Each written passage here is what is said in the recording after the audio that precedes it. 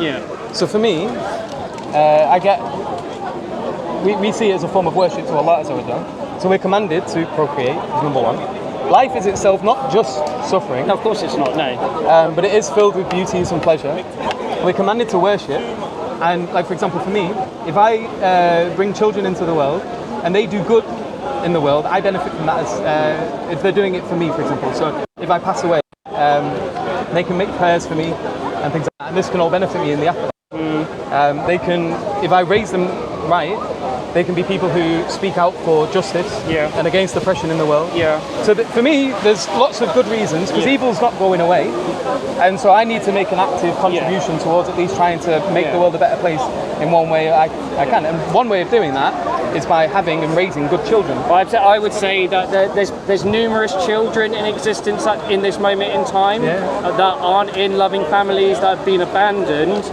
I would personally say we should focus. We should focus on those in existence, look after them, nurture them, raise them to be as good of a people as you can, give them a loving family. Can I do that as well? Rather than bring in these new ones that have no desire to come into existence in the first place. They're not existing, they're not missing out on anything, because there's no consciousness from them. I'm pretty glad my mum brought me into existence. Yeah, because that's the way our brains are hardwired. Like, it's like an evolutionary trait.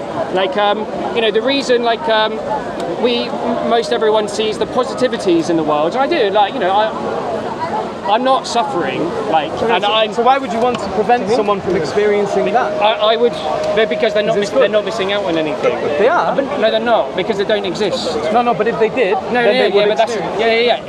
If they did exist, but like they don't need to be created. And once you create someone, you've created someone who's guaranteed to suffer when that suffering didn't need to happen in the first place. We make those decisions, don't we? Like, but then how is this not just leading towards antinatalism, which is the initial argument? Yeah. So we force sterilise everyone. Well, I'm facing some problem to understand him here. Are you saying that to decreasing the suffer, you should stop taking children as well? I'm saying we should stop creating life. How far would you go to that? Including babies. That's it. That's as far as I would go. I'm not. Including children. Any being, any sentient life. Yeah, but when you say that's as far as you would go, what does that necessitate? Does that necessitate forced sterilisation? I wouldn't force anything on anyone. And you said we should then take how care are you ever going to get education. We talk to these people, we have these discussions, and then people can make their own decisions. Like, I'm not going to, people that create children, I don't go, you're unethical. No. That's your decision. And I'm like, that's fine. You don't have to say, but it is inferred from your position, which is fine. I'm not someone who gets offended by that. No. But you are saying that this is good and this is evil. What I'm doing by necessity, according to your moral outlook, would be an evil. And so what I am doing is, as far as you would be concerned, evil. Yeah, I know, but I wouldn't use the word evil. I do not think you're evil. I don't know you, but I do not think you're evil. But if I'm telling you I'm having children and I want more children and I want like enough to have like my own little football team. So I would say like these discussions hopefully maybe, it's this idea of like planting seeds in people's heads. Like maybe some people don't really haven't thought about these sort of concepts.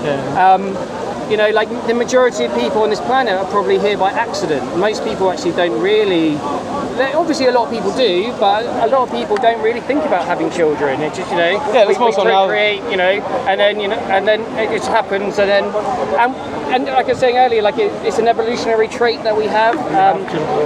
I don't. If I was to have children, I would adopt a child. We talk about people who bring children to this world and they say they just happen, they are mistakes. I'm saying sometimes that happens. My children, these are.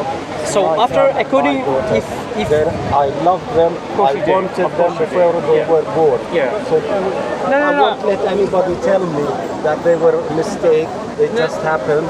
I'm sorry, I did most people in this world, most people, we're the odd one out, maybe, or few other people. No, because I think most of people, they do it because they want children, because they want to love them, because they want to share life with them. And that's normal.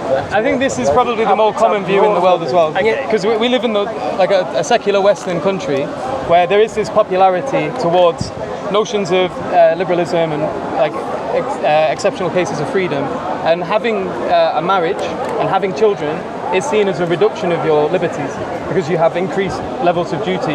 When you have children, you don't get to do whatever the hell you want whenever you want. No. And so I think that's tied to the reason why people aren't wanting to have children anymore, and obviously with the increase of things like climate, so if I follow his instructions, so what will happen after 100 years in this world? It will be empty, right? There will be no human. And what's ironic as well is we also suffer from loneliness. Yeah. And in your world, it would get incringly more lonely. The end part. I mean, human existence will end eventually. All species go extinct.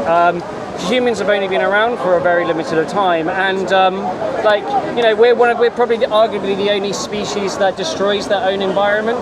Like the way we're currently living is literally, like the 40-degree heat wave that's just come about isn't some just random freak event.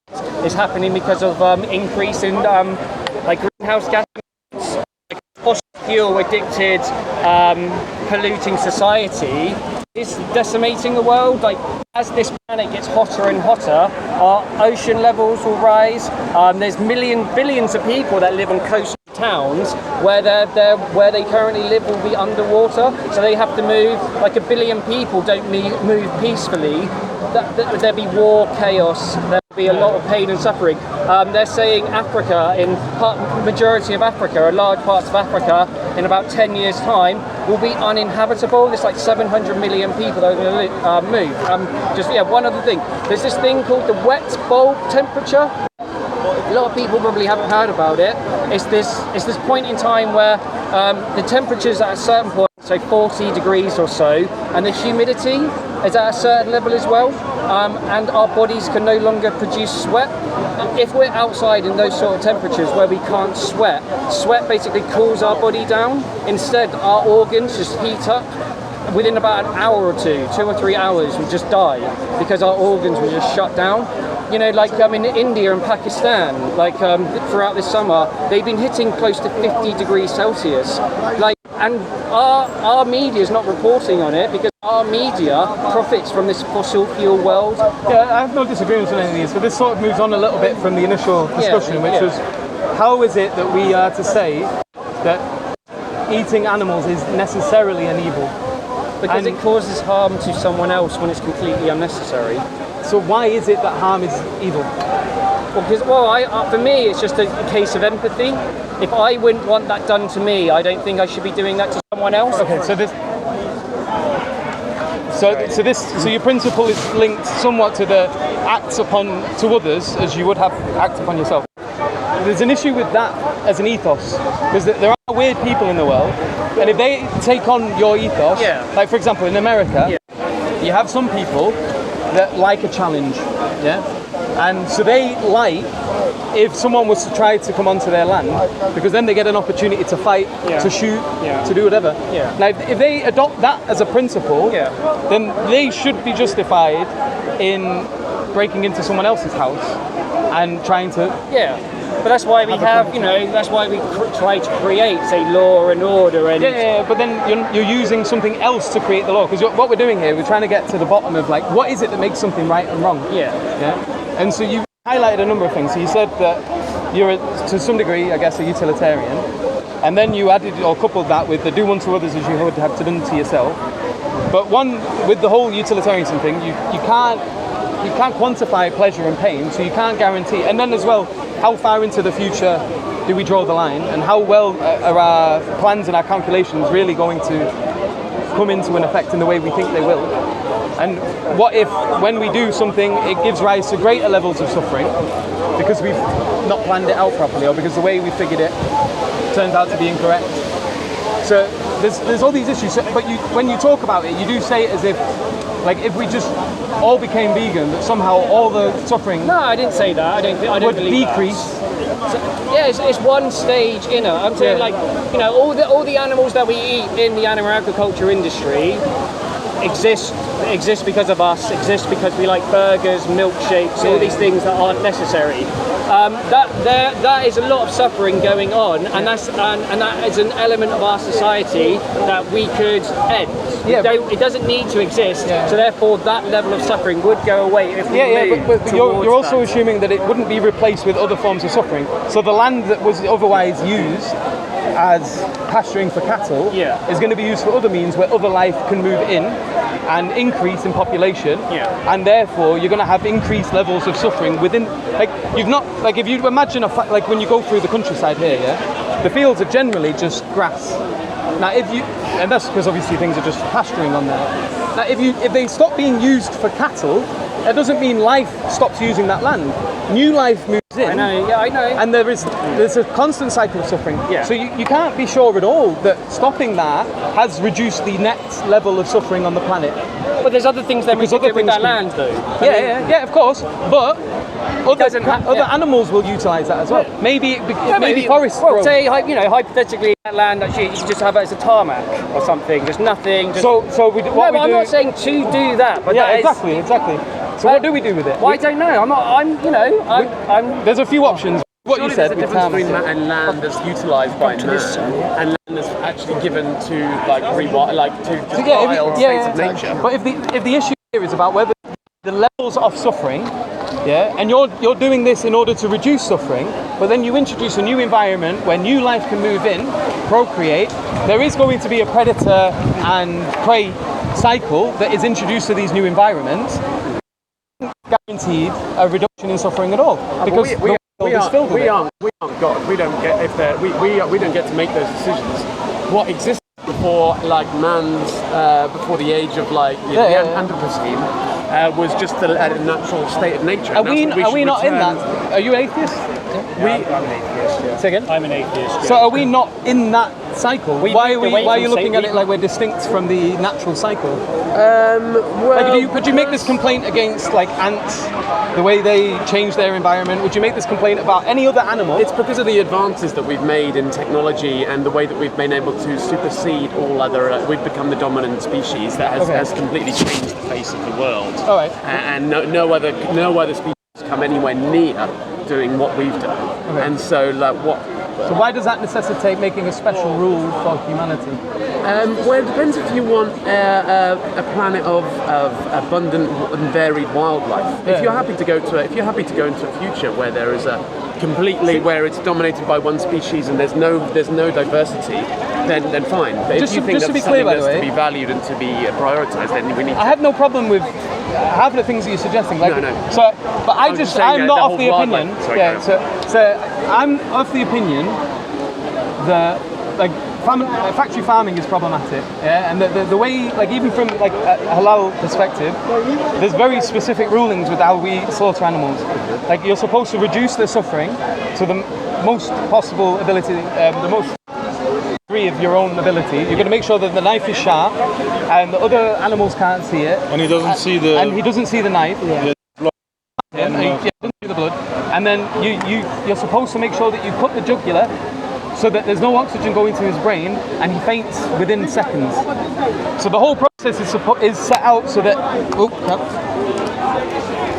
the whole process is set out to reduce the amount of suffering that they experience in that slaughtering process.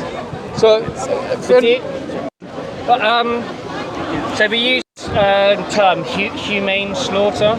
So I would just say halal slaughter. I would say humane. Yeah, no, but what I'm saying is, I know, but you're trying to describe a method of. It's like how I said, I do unto others as you would do unto yourself. Yeah, I'm not using that principle. No, I don't believe humans can be eaten. But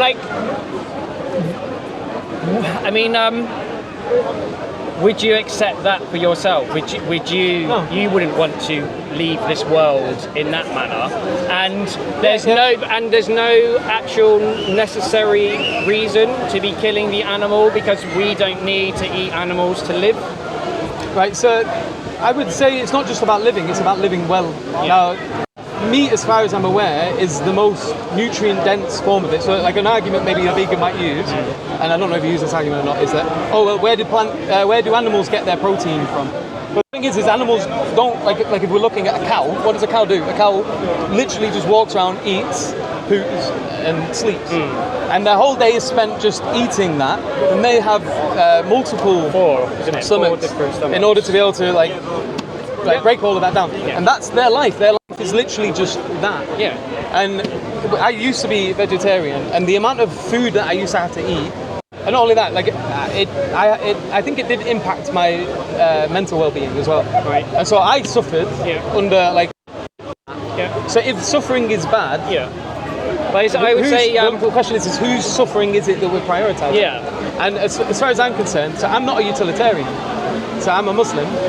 And what I say is good and evil is dependent upon the Quran and the Sunnah, the revelation from Allah Azza wa Jal, and from the teachings of the Prophet Muhammad sallallahu alaihi wasallam. Yeah. And the reason I believe in that is another story that's beyond the scope of this discussion.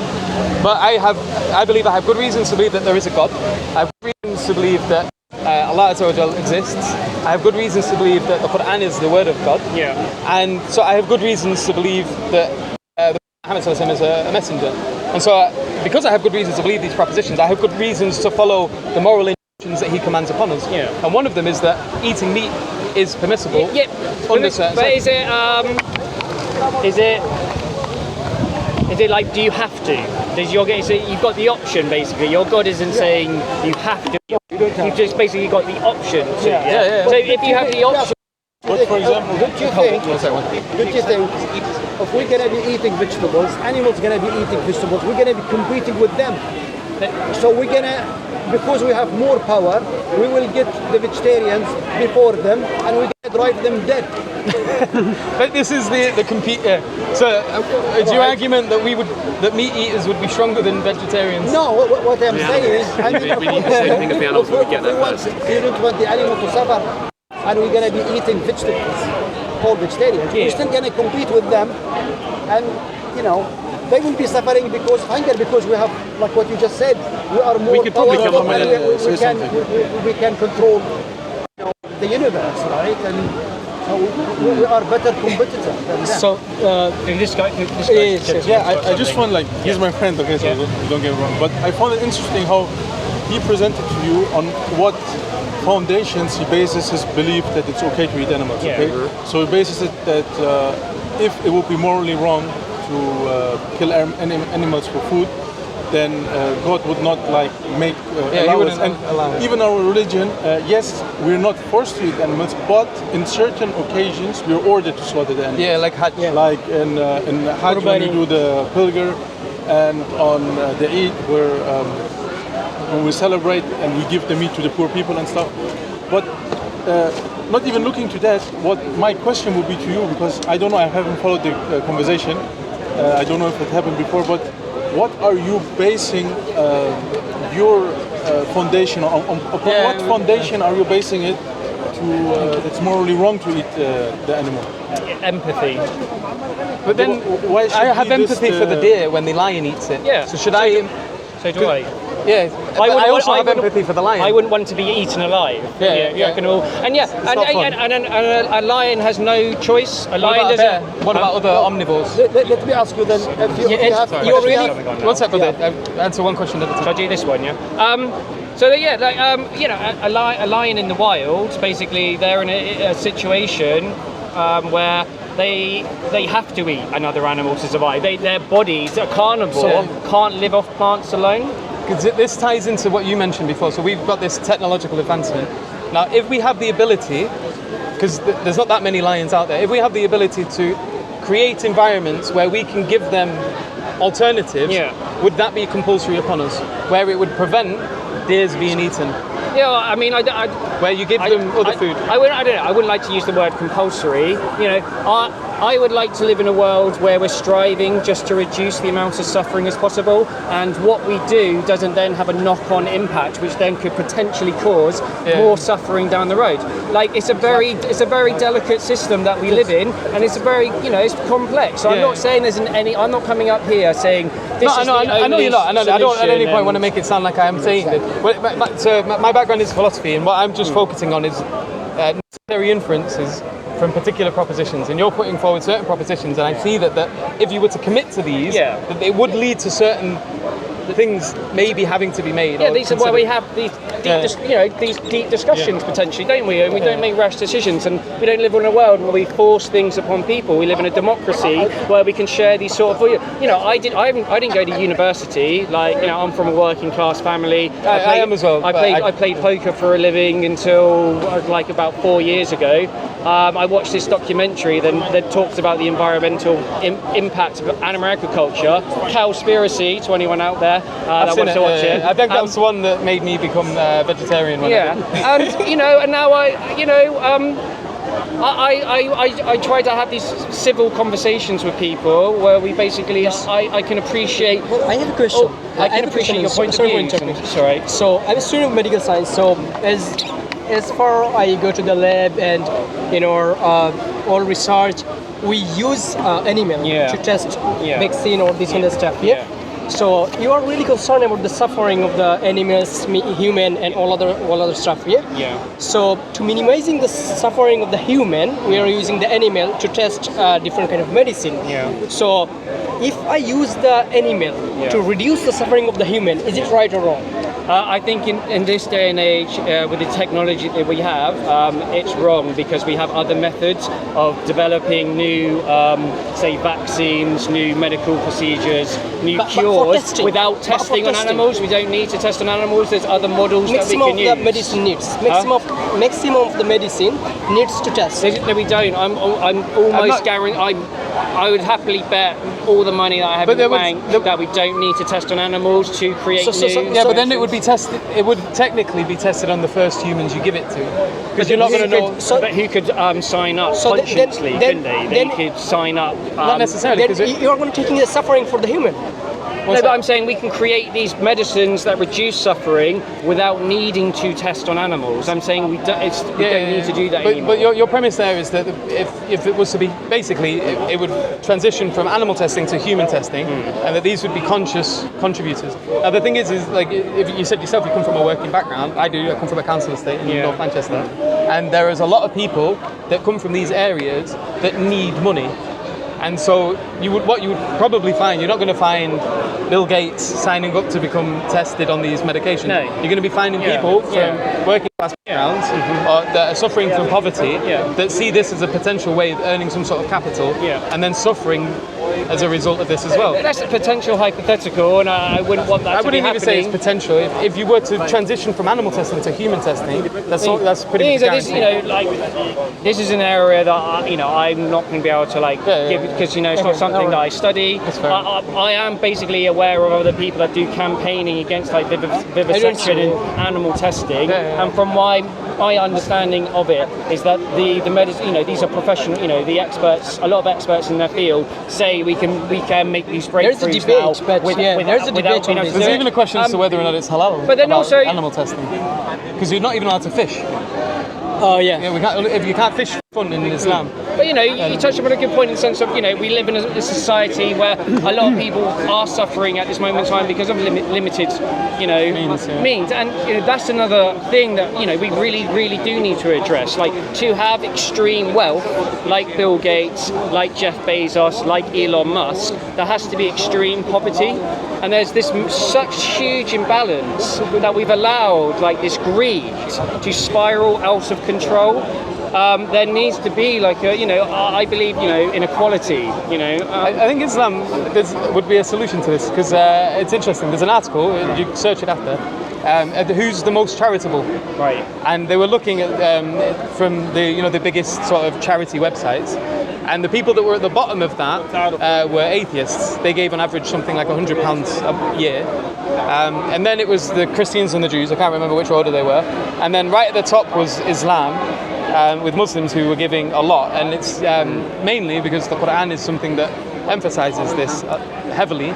Help the needy, help the poor, help the hungry. And there's lots of opportunity where we love to give money, but not just give money, but give money to the point where it hurts us, because we feel the more it hurts, the more beneficial it is. So, funnily enough, I think That's lovely. if you want to help with that, That's lovely. become That's Muslim. lovely. I had a question based on something that was said a while ago, and it was how the justification for like the way that you live, that and it comes from the the Quran and like your religious text. Yeah, from the Creator. Do you think that there's something to be said for like taking the difference in the world into account? So, for example, when that text was written, when was it produced? 1400 years ago. And like it was the state of the world is very, very different then. There's a lot less of us, and so I'm thinking of things like the constitutional right to bear arms or something. That when that was enshrined in the Constitution, arms are very different things to what they are now. And so when we're talking about like how many children we have and like how much if we meet, for example. It makes a very real difference, the fact that there's 7 billion people on the planet now than there were 1400 years ago when that text was produced. There's less than 1 billion, like then. So now, like, if everyone has 10 children, that's a real problem. Whereas before we know that there's a planet of finite resources. We know that for a fact. We can see our effect on the planet greatly. It's powerful. And so, like, should we revise? I'm not saying, because especially when something gives you freedom to do something, it doesn't say you must meet. So you can make. You must have many children. You go, well, maybe now I can, and I know I have that ability. Should I maybe then just work to a slightly lesser thing? Or maybe just replace myself and the person that I'm creating the children with. Maybe we just try and plateau, so we only have, obviously. So the thing is the way I see it. When we're looking at what sort of because we say we take from the Quran and then we take from the Sunnah, and we have higher birth rates generally than you would do from atheists. Now, one of the issues is we will end up out-competing you guys because we're having children and we're passing our message on to them and raising them as that, and you're going to have a great difficulty here competing against this from a practical sense.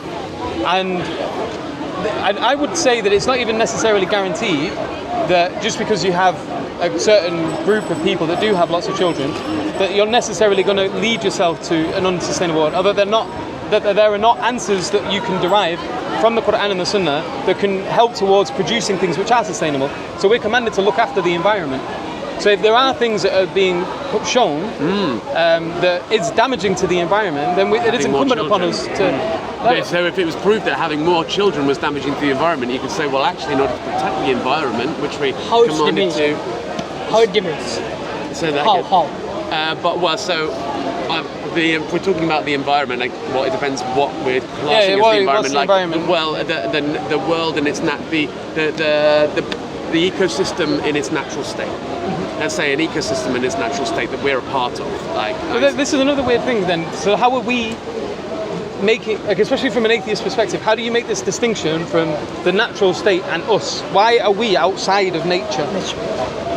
We're not outside of nature. We are animals. So then we are part of that natural state. But our actions are impinging and encroaching on all others. So and the amount of species that are going extinct of all sorts. Like, that's what an action is. An action is an impeachment of yourself upon something else. And anything that's alive that acts in any way whatsoever is acting upon its environment and impeaching upon it. The lion is doing that. And I don't see how that is necessarily a bad thing. I'm trying to understand it from your world view. We have imbalanced everything. So in nature and its natural according state. to what? How do you know that? I say, well, so since we introduced animal agriculture, like it used to be, like humans made up like a small percentage of the population, and wild animals made up like the rest. So now we take animals and our domesticated animals, we make up roughly like 97% of the biomass, and it's like the wild animals now make up 3%. So like with animal agriculture, we're decimating like basically wild animals' homes, so we can now grow animals to feed, these sort of things. So that's a way, I suppose, how you could measure our impact. And I would say, like, while we are obviously living in nature to a certain extent, humans have removed ourselves from nature. Like we don't live in caves anymore. We don't, you know, But why would a human house not be considered nature? I don't know. I suppose like you're just. It seems like an arbitrary removal. Because from either worldview, so like from my worldview, like humans are a part of nature, and we have been commanded, and we've got guidance and things like that. From your worldview, as far as I can tell, humans are still natural beings. Do animals have religions that we don't know about and we're encroaching on those? For example, so we've been commanded. I mean, some people think that you've been commanded. I mean, how do we not know that a fox has a religion So we and do that they believe have been animals commanded, but we worship Allah as well. So okay. Yeah. I mean, that would be speaking for them. I'm really. wondering. Well, Allah has told us. So. Yeah. Sorry, bro. I'm wondering one other thing. That he said that the children will damage the universe, right? The one upcoming children, the baby will. It's getting very windy now. Yeah. So how can you confirm me that the children, the new children, the upcoming children, they will not a good person like you who is not damaging the universe, who is not damaging the natural world.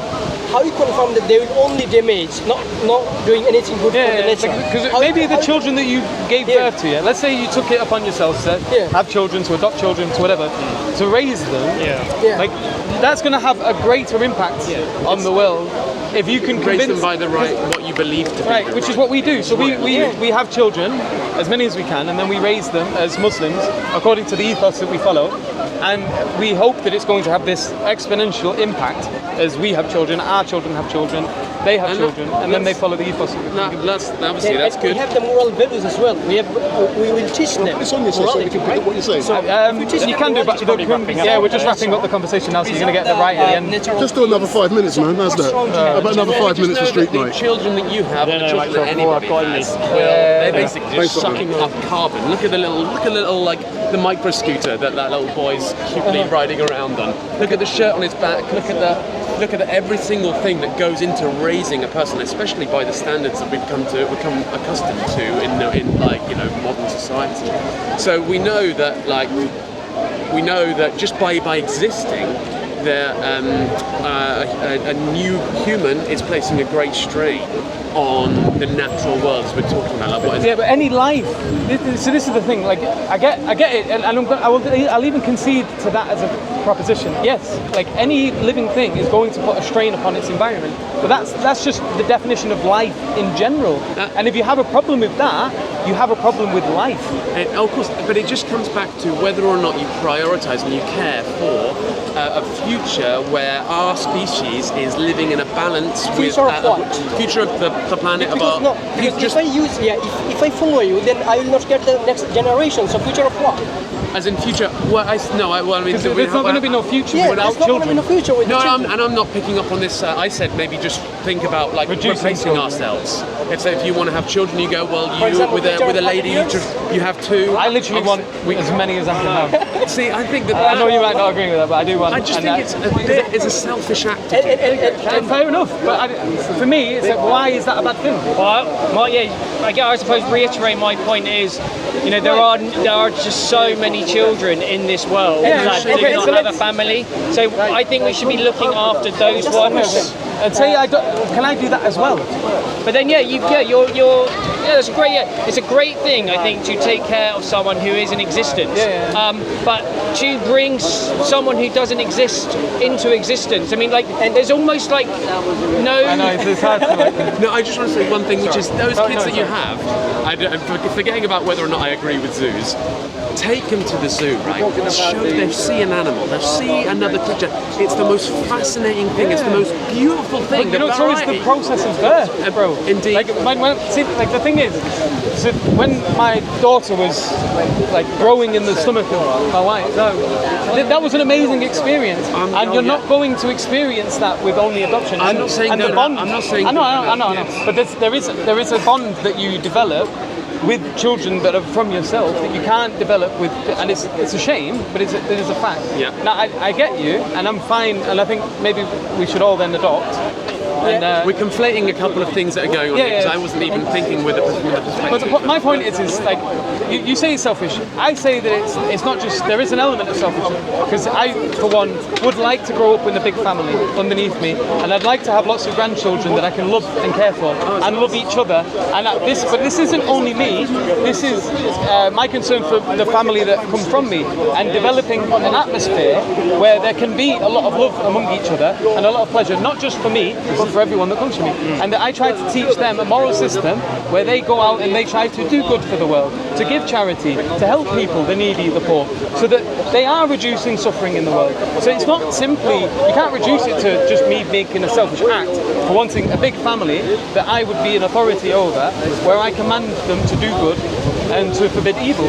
How is that completely selfish? Because this is a huge thing. Well, it's got a bit of selfishness in that we all know that not everybody can do that. So we should only really do things that we know that everyone can do fair. No. I can't have 10 if he can. If we all have 10 kids and they all have 10 kids, you know, it's going to be. If you don't want 10 kids, don't have 10 kids, bro. I'm not telling you have to, but I'm saying, for me, this is the best option. I think for me, for my religion, and for the world generally. Because if I can increase the amount of Muslims in the world that do good, I think I'm having a positive impact. And after all, sorry for interrupting. After all, I'm wondering to both of you, right?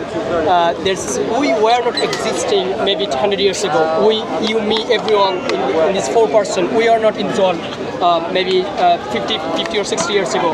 So existing of ourselves in right now, is it evil or good or evil? Because before that we are not existing. So you are not supporting to come into new existence. So we were not existence in a certain time.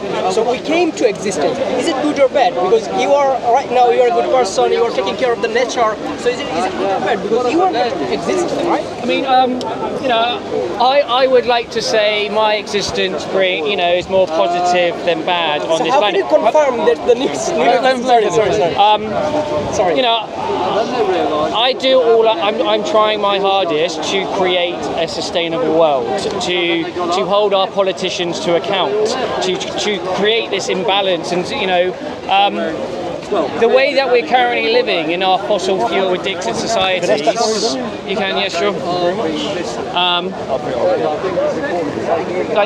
the way we're currently living at this moment in time is boiling the planet up.